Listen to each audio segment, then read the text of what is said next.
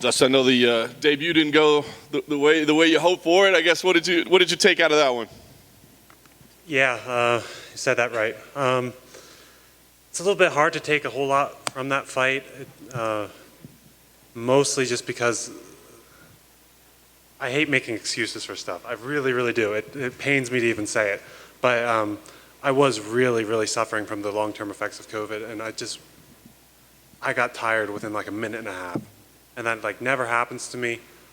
And between just being exhausted and not really being able to do what I usually do, and a bit of the panic that set in, the frustration of not being able to fight,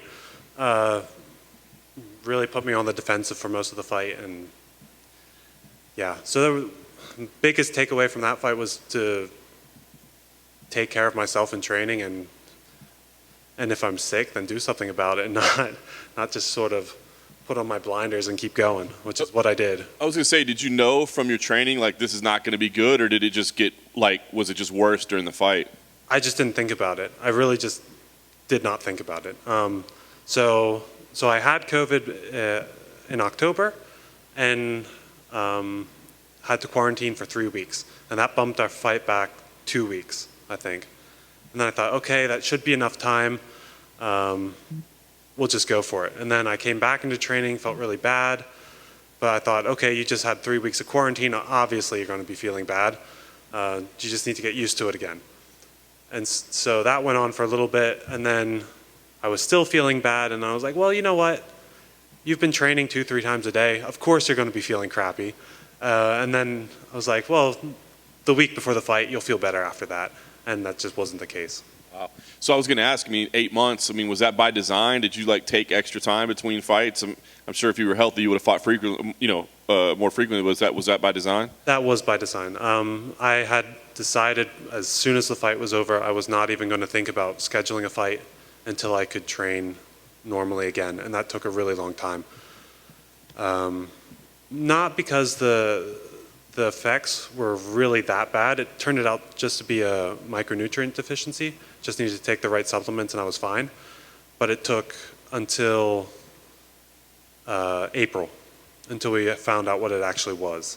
So lots and lots of tests, lots of working with different doctors and hospitals and specialists until we actually found out what was going on. Because it being a respiratory disease, everyone's looking at heart and lungs, heart and lungs, heart and lungs, and it just took a really long time before they're like, well, the effects are a lot like overtraining. Maybe it's a supplement, or maybe it's a nutrient deficiency, and that's what it ended up being.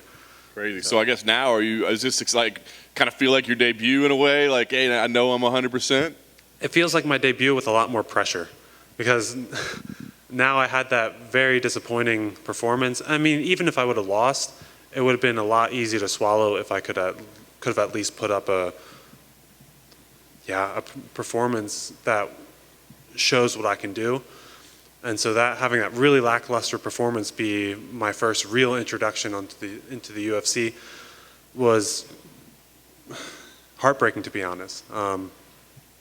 And so now it does feel like my debut. It's like, this is the real Dustin coming in, but with more pressure. Understood. What do you think about the matchup with Rodolfo? Obviously a specialist. You know what he's going for, right? Yeah, I've said it before and I'll say it again. I think Rodolfo is the best opponent that I could have wished for in the UFC roster right now, as far as his skills matching up to mine and his name being as big as it is. I think I have a really, really good chance to finish this fight.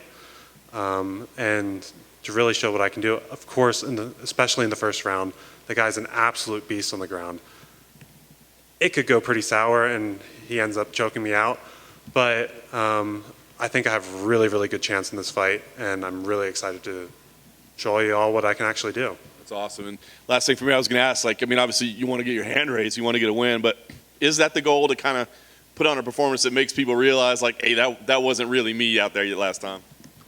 Winning will do that. Hey man, just to clarify, you said the nutrition deficiency was that definitely related to the COVID, or was it something you just had underlying that they didn't even bother checking because you'd had the COVID? I don't want to go too much in detail about it because for fear of messing things up and saying something wrong. Okay. But as far as I understood it, me having COVID really threw my immune system for a loop, and then I ended up getting an intestinal tract infection, and that, along with COVID together, just sucked a whole bunch of really vital micronutrients out of my system. Just a real fun time. Real fun time, yeah. That's it. Right here. I was going to ask, I saw your Instagram. Just how does one channel their inner Sean Strickland for a fight? Lots of jabs to the nose, I don't know, and lots of insults. Just be mean and be nasty. What was it like getting some work in with him? Obviously, he also has a big fight coming up around this time. We didn't work too much together because he's not necessarily the kind of guy you want to be sparring with a lot right before your own fight. But we got one really good round in, and then but we worked together before. Leading up to my Contender Series fight, we did some sparring. So I know him mostly from that. We trained a lot more right before that fight than for this one. Thanks. This might sound like a weird question, but is there any relief that you've got that UFC loss out of the way? Like, hey, I've done it, I got through it, I'll be okay, I can survive a loss. Is there any bit of it, like a little bit of relief that that's out of the way? You can be honest. That's a hard question. There is a certain type of relief that does come from having failed and having worked through that. That definitely is a phenomenon that I've experienced before. But it having been my debut and it going the way that it did, not so much a relief for me, more a little bit more pressure than it would have otherwise been. Because otherwise you go up against a guy like Rodolfo Vieira, it's like, well, if you get choked out, you get choked out by one of the best people in the world. But now it's like, there's that chance, and like all these people that know nothing about me now think that just my fight against Dawkins is what I can actually do, and that's just not the case. Was there fear that you wouldn't get another chance? Because, I mean, sometimes we see people cut for, and we're like, why, why? So was that also part of the pressure?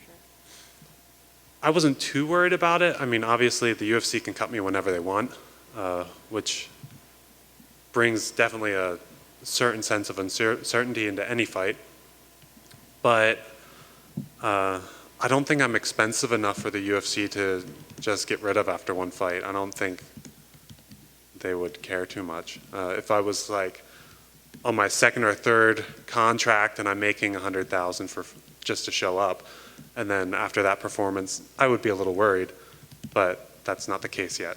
So, yeah, so a little bit, but not too much.